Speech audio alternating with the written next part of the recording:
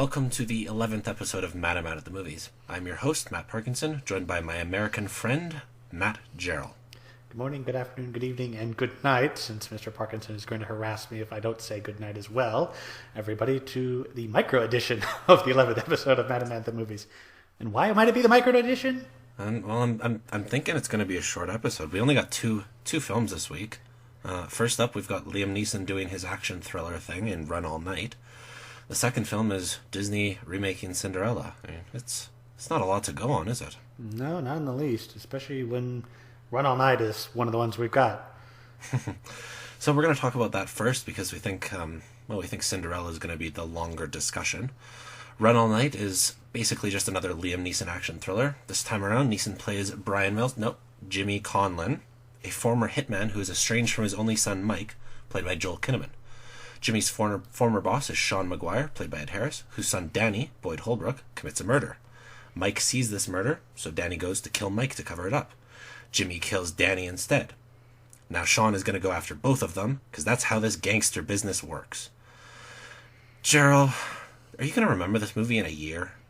I don't remember it 2 days after seeing it. What are you talking about? No. This isn't memorable at all. It's completely disposable. It's completely boring. No, this is more unknown than unknown. Yeah, well, Unknown was a better movie. I mean, this is by the same guy who's done Unknown. He did Nonstop, and now he's doing Run All Night. It's Liam Neeson's new favorite director, I guess. Apparently, I don't know. What does the director have on Liam Neeson that allows them to keep working together? I don't know, but they're just getting more generic. They're looking like Taken rip-offs, and I mean, is that the gold standard we want to be ripping off? Not really. No, not really. I mean, if Liam Neeson is going to rip off anything he's done, please rip off A Walk Among the Tombstones, because that was at least his best of these.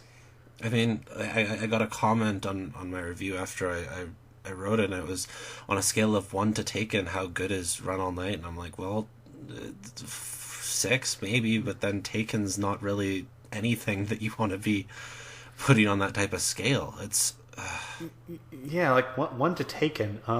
That assumes Taken is actually high. It's not. Taken's like a 6 out of 10 or a 7 out of 10 at best. Yeah, I mean, I definitely do like Taken better than this, although that's not saying much because I don't particularly love Taken that much. So yeah, not the comparisons you want to invite. I mean, it takes about an hour to actually get to the point that I've summarized here, and it's all here to set up this convoluted chain of events that lead to the plot happening. And it feels convoluted when you're watching this. Yeah, it's just, I mean, characters pop up out of nowhere. We get this backstory that's supposed to be dramatic about them being gangsters. I mean, it sort of works, I guess, but it's like, okay, sure, it's not as stupid as Taken 3, but that's, again, not saying much. Yeah. And then you've got, I mean, there's even a character played by Common in this film, where he's a hitman who shows up out of nowhere. He exists to give us 2 more action scenes, basically. Yeah, and they're only okay action scenes in general. Well, the film doesn't really have any good action. This is true, too. Which is really too bad, because, I mean, good action in this type of thing can cover up for a lot. Yeah.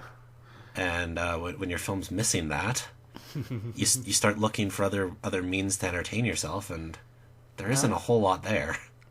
And then the fact that it decides to cover up some of its action flaws by either A, being lit darkly, or, again, clipped editing. Not as bad as a Taken 3 again, but still that clipped editing that tries to hide the stunt doubles. Well, of course, it all takes place at night, which is also done just for that. Yeah. Because it's really hard to see faces when there's no light. As long as I don't have to see weird Liam Neeson with a hairpiece in that flashback scene, because... speaking of other characters who show up out of nowhere, Nick Nolte. Nick Nolte has a cameo, and you're just like, what are you doing here, man? Yeah, I was like, he showed up wait, is that Nick? That's Nick Nolte. What? Why is he here? I recognized his voice before I recognized him. Actually, I was the same way. I was like, that's Nick Nolte's. Oh, that is Nick Whoa, Nolte. that's Nick Nolte. What's he doing? I didn't know he was in this. And his scene leads to this weird flashback where they try to de-age Liam Neeson, and I'm still not totally sure if they use CGI on that or not. well, I mean, it's shot with such blurriness that Yeah. it's trying to hide that Liam Neeson isn't, 62 years old or something like that. Yeah, that doesn't work anymore. Doesn't work anymore. We've got Genesis Rodriguez in this for no reason at all, really. This is another movie with starring Joel Kinnaman where there's a wife character who's basically pointless. Yeah. Vincent D'Onofrio's in this, and as the one and only incorruptible cop, who Apparently, does nothing really at all. I mean, he's basically playing his character from Law and Order: Criminal Intent all over again. Yay! For those of you who watch Law and Order, I don't, but I just happen to know who he is from that. that's good for you. Well, it's just because there's nothing in the acting that's really redeemable here. I mean, Neeson is okay. Ed Harris is okay. Their scenes together are probably the best scenes in the movie. Oh, absolutely. I mean, the restaurant scene between them is my personal favorite, and then the train yard scene at the end is also very good, like you believe. But then, I mean, Joel Kinnaman, can he just not be in movies anymore? Maybe. He's boring. He's so bland. And, okay, so he doesn't even get to do much of the action in this film because the whole thing is Liam Neeson's character doesn't want the pure son, the pure family man, to stoop to his level, I guess. And it doesn't work at all. No, you're trying to pull for some kind of emotional connection, and it's not there. And the father-son relationship doesn't work at all.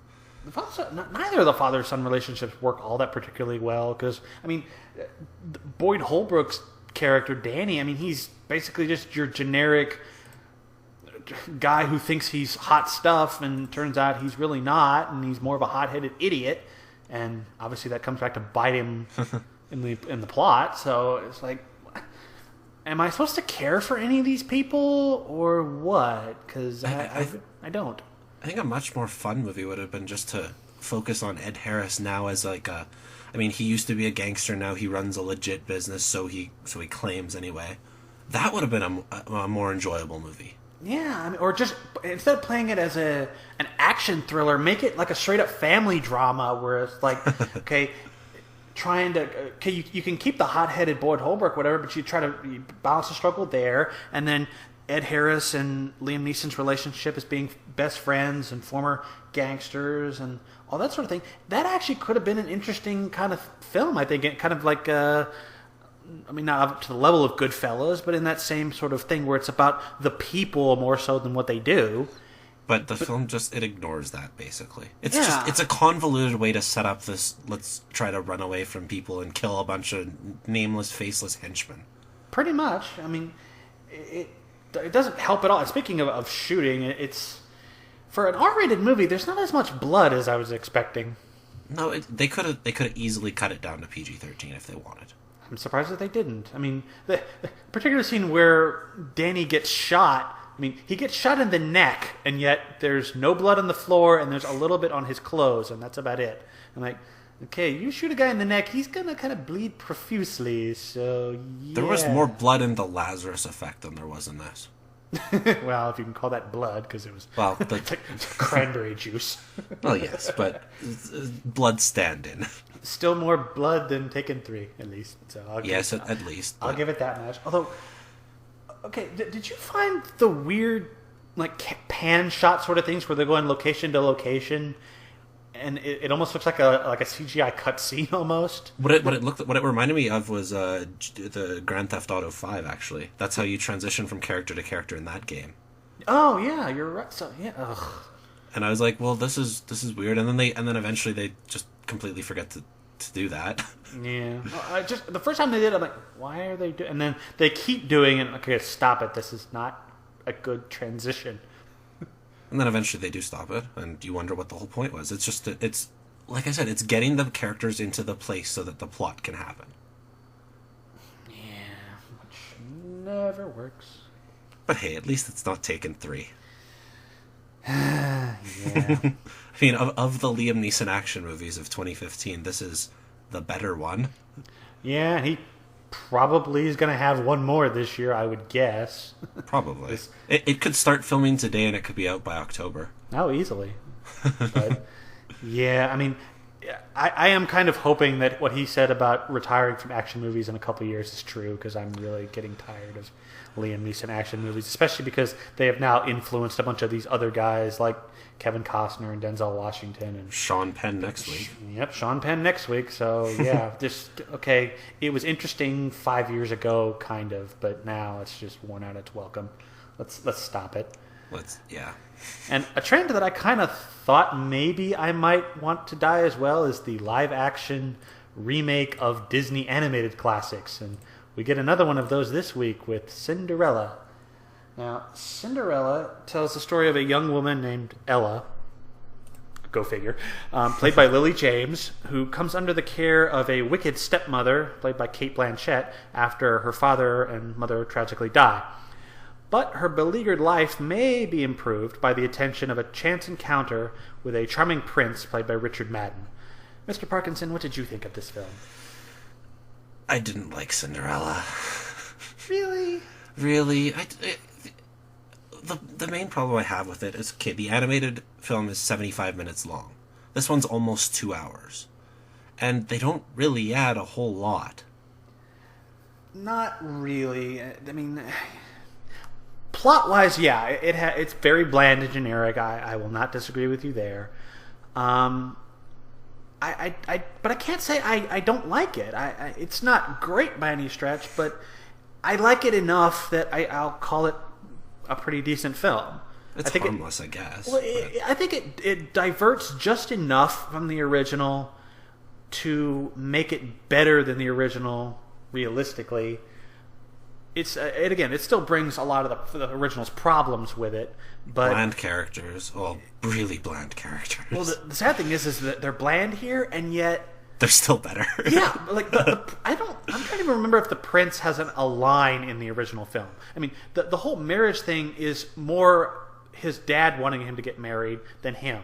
Yeah. So at least he has a bit of character in this one. Yeah, and well, I think one of the other things is that, like, he doesn't meet Cinderella at the ball, so it's not just, oh, I see this beautiful girl, let me go dance with her, and oh, we instantly fall in love. They meet beforehand, and it's the things that she says that really attracts him to her, even more so than her beauty. Okay, so, that's fine, but then why do they still have to go with the whole glass slipper thing? Magic. Okay. Do not inject logic into a Disney fairy tale. It won't work. And that's sort of the thing. If you're going into this movie with any sort of cynicism, it's going to be hard to enjoy. This is something that exists in its own little world where cynicism doesn't exist. Frankly, I'm glad for that, because the last few of these Disney live-action films have just been so dreary and dark and cynical that to find a movie that's actually like really positive and upbeat is really refreshing. That's the one thing I will say about it, is that it does work as a good like counterbalance to something like Maleficent. Yeah. and we need more of those. I mean, we don't necessarily need this one, because this one I don't think is particularly good. But this type of movie, this earnest approach to remaking the Disney animated classics. Yeah. So, I mean, we can, I guess, get into the acting. Like, I actually think Lily James is a decent Cinderella. I mean, she's again, fine. Yeah. There's not much to her character. I did find myself wishing she was ordering dragons to kill people, but then this wasn't Game of Thrones, so it made me sad. But Richard Madden's not that good. Oh, yeah, he's totally bland as not Rob Stark. I mean, Kit, the prince. Which, Kit, where does that come from? I don't know where that name comes from, but... Yeah, but he's still better than the prince in the animated movie. So that's something. I mean, Cate Blanchett's fine as the evil stepmother. I think Cate Blanchett is really the biggest standout of this film. I think she's really good as Lady Tremaine, the wicked stepmother. Now, I do wish she was as complex and interesting as, say, Cersei Lannister. And yes, the Game of Thrones comparisons are intentional, because there's just so much about this that reminds me of Game of Thrones, except wimpier. Like the wicked stepsisters are like really, really campy and goofy, which is fine. Which, if I'm going to make a Game of Thrones comparison to that, it's think early Sansa Stark. She's annoying and whiny and only cares about fashion and boys and pretty things. Stellan Skarsgård's in this movie. That was so random. It was like, I mean, he's did you see the Romeo and Juliet from, was it last year or 2 years ago? I don't think I did. He had a similar role in that one where he just kind of showed up for a few scenes, and you're like, hey, it's Stellan Skarsgård. That's cool. Well, he's trying to be the Walder Frey of this movie, which, again, Game of Thrones. So where he's like actually a sub-villain of sorts, so it's like, okay, sure. And then we get the introduction of Nonso Nosy as this captain of the guard, basically, but it's definitely nowhere near as fun as his character from Game of Thrones. I'm going to keep hammering that. we need a little ding each time that a Game of Thrones reference is made, I think. Well, like if this was a visual thing, there'd be a counter in the bottom right-hand corner. Pretty much. And then, of course, Helena Bonham Carter, which I'm glad she's here, if for no other reason. She was fun. Yeah, she's fun. She's funny. I wish she was in more scenes. She's only in 1. 2. But it's so much better than what she's done in the last 5 years. Yeah. She's not playing this ugly or grotesque, grim character. I mean, still not as cool as Daenerys Targaryen, but still. that was the first time that... Go ahead. Well, I was going to go into Kenneth Branagh, but go ahead with your... Well, I wanted to say that was the first time that Cinderella really came alive for me, was when Helena Bonham Carter showed up. That was the first time when I was like... because that was one of the big CGI sequences, and yet the CGI isn't that good. Yeah, it's not. It looks pretty hideous overall, so it's kind of depressing that she's in one of the best parts, and yet the CGI kind of lets it down a bit. Which is, I mean, the film looks great apart from the CGI. Yeah, the production design is really good. I mean, the production design is on par with Game of Thrones. Unfortunately, the CGI is worse than Game of Thrones. So it's Kenneth Branagh, so you know that those scenes are going to be the best. Like the ones at the palace, those are great. Yeah, I mean, there's a reason why Kenneth Branagh is really good at these sweeping, kind of magisterial sort of things. I mean, this is why he made the scenes in Thor as good as they were, because the stuff was this grandiose and opulent looking scenery and production. Yeah, exactly. So, I mean, he's known for his Shakespearean flair, at least from a cinephilist perspective. Most people know him as Gilderoy Lockhart from the second Harry Potter film. But as a director, he's really known for his Shakespearean flair, and he's kind of perfect for that reason. I mean, well, he's perfect for those parts of it. Yeah. The ones at the rundown country house, I don't know. I mean, they're not bad. Those are let down more so by story than anything else, but nobody doing anything worth talking about. It's Cinderella. I mean, I know. There's only I'm glad that they added things to it or changed. There's actually some kind of significant changes, really, because in the original film, the Duke wasn't a villain. The captain wasn't even a character. One of the mice was changed from male to female in this movie. And actually, with the glass slipper thing, in the animated film, the wicked stepmother trips the guy holding the glass slipper that the prince brings, and so it shatters, and then Cinderella produces the other one, which allows the fitting to go on, whereas in this movie it's the exact opposite. Mm-hmm. So, I mean, there's certainly variations, but it's still your basic Cinderella story, and that's just not... It's not enough for 2 hours. Yeah, an hour and a half would have been fine. It's probably about 15 minutes too long because it's an hour and 45 minutes. But at the same time, it's not cynical. It's a magical. We could be cynical about that, but it's a magical thing that young kids, especially girls, will latch onto and enjoy. And for that, I can't hate this movie. And so, yeah, I mean, it's a decent film. It's not any sort of revolutionary greatness, but I'll take it to Alice in Wonderland or even Maleficent to a point. So, but have courage and be kind, Gerald. Well, I mean, those are good virtues for kids to learn. I mean, it's fine. It doesn't need to be repeated over a dozen times in a single movie. But okay, that I will grant you. Saying it 12 times over the space of the movie is just a bit too much. It's hammered in there pretty hard. Yeah, I mean the number of times that, especially even from the beginning to the end. Although I honestly did not recognize that her mother was Haley Atwell. That was really well done makeup. I recognized it just because I knew going in. So see, I didn't know who it was going in, so it's when I see it, it's that's Haley Atwell, really? Would have been great if she was in the movie more, actually. Yeah, and for those who don't know, Haley Atwell was Agent Carter in either the television miniseries or in the first Captain America film. Or the second one, actually, because she was in the second one just in very garish old lady makeup. So, yeah, but Haley Atwell's cool, so yeah. I'll take it. So, did you find that it was a little weird how, I mean, at least in this one it brings up why Ella doesn't want to leave the stepmother? So they bring that up, and she says she doesn't want to leave the house because her family's owned it for a couple of centuries. And then the prince comes along, she's like, oh, okay, bye. I don't think that bothers me for the simple reason that her initial reason for wanting to stay in the house is she is loyalty to her family, but she also is not expecting the prince to come by and there to be some sort of reason for her to leave the house. So yes. I think it would have been just better if like somehow they kept it as like a vacation home or something. Like just put in that scene and just say, oh, she still has ties to that house. Yeah, I mean, I suppose. Or like, actually, I think what would have been ideal would be leave it as a home for the servants they had to fire. Sure. I think that would have been effective. Yeah. I guess one of the other odd plot holes is why is it that the magical stuff all changes back at the stroke of midnight except for the shoes? Because that's always been. I know it's always been, but it's bugged me since the animated one. Yeah, it bugs me here. That still doesn't make sense as to why the shoes stay around. Although I do find it funny that they introduced the whole reason why the shoe only fits one person is because it magically sizes itself so that it only fits her. I was like, okay, that's actually a decent explanation considering they don't give such an explanation in the other ones. Like, why does this only fit one person in the entire kingdom? Yeah, it's like, that's good. It's magic.